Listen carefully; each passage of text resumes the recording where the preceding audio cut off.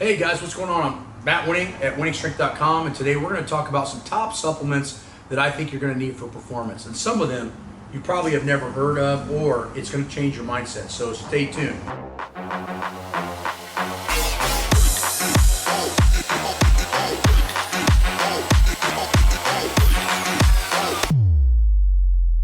The first supplement that comes to mind to everybody is protein.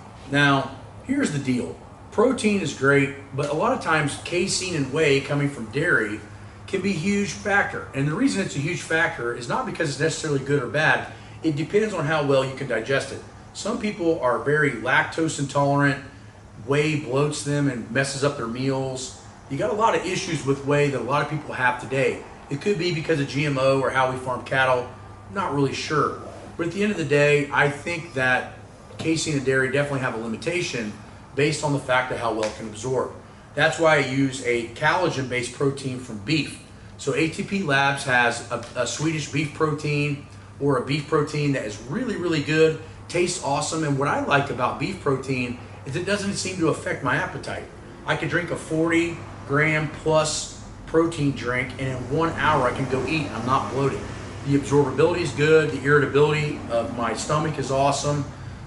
Again, it comes back down to it's not what you eat, it's what you absorb. And for me personally, I absorb things made from beef way better than I absorb things made from dairy. So that would definitely be one that you're going to want to have in your scenario. The next thing is that it seems that we're having a very increasingly dropping testosterone rate in the male population, especially in the United States and all over the world. Now, why is that? Well, it could be for a lot of reasons. One, we don't really have manual labor jobs anymore. So why would the body make testosterone if you don't need to repair muscle? That's a good question. The next thing is toxicity. If you look at places that say provide water or provide any kind of things, you see a lot of plastic bottles, you see a lot of plastics. You see plastics in our soaps, you see plastics in our shampoos in the form of parabens. You see a lot of toxins that weren't around 150 years ago, and that also could be a culprit of lowering testosterone. This leads us into zinc supplementation. So when you have higher levels of zinc, you tend to make more testosterone. With that being the case, ATP Labs has a center zinc that I take every day, and every time I've went into the doctor, my natural T levels are really, really good. But I've been on zinc for 3 or 4 years. Zinc, in my opinion, is one of those things you don't megadose, you actually microdose over a long period of time, and that slowly changes everything.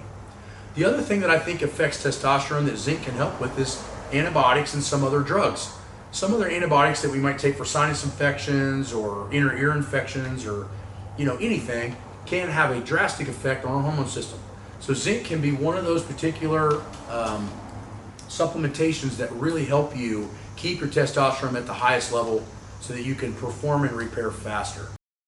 The other thing that I think we need to be aware of is how well we're sleeping. So sleep quality is going to be another huge factor in performance. So if we look at a yin-yang, right, you can't fix one without the other. And this is where the supplementation is getting better, especially the higher level ones, is getting better at describing this. But, what do we really market today? Well, we market, don't worry about sleep, worry about intensity, worry about taking everything balls to the walls, and do what? Take energy drinks and pre-workouts. That's what we're masking the real problem with. And we've shot some videos on energy drinks and my stance on them, so you can go look. But the big thing is that you actually need to fix your sleep to have more energy. Sounds counterproductive, but if your quality sleep is not high, your energy can't be high. And masking that with caffeine and other types of stimulants is just actually going to dig a deeper hole into anxiety, stress, and more sleep problems. So fix your sleep. What does that? Well, we know that 60+% of the population is deficient in magnesium.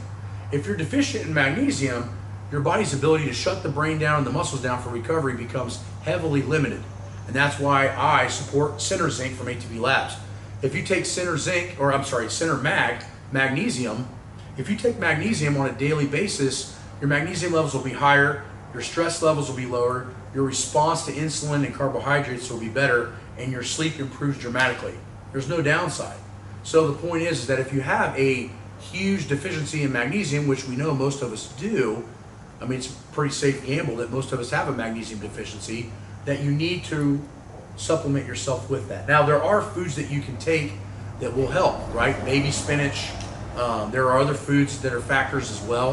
But what we're starting to find is that the natural sources of magnesium are becoming depleted because the soils aren't as good. So think about that when you're going for your supplementation. Remember that don't think about just stimulating new training. Think about trying to stimulate better recovery and find that it kind of works full circle. So I hope this helps a little bit if you guys are thinking about taking supplements. All the stuff that I listed is well within price range. It's not trying to bust your balls or make you spend more money than you have to. It's making you function at an optimal level.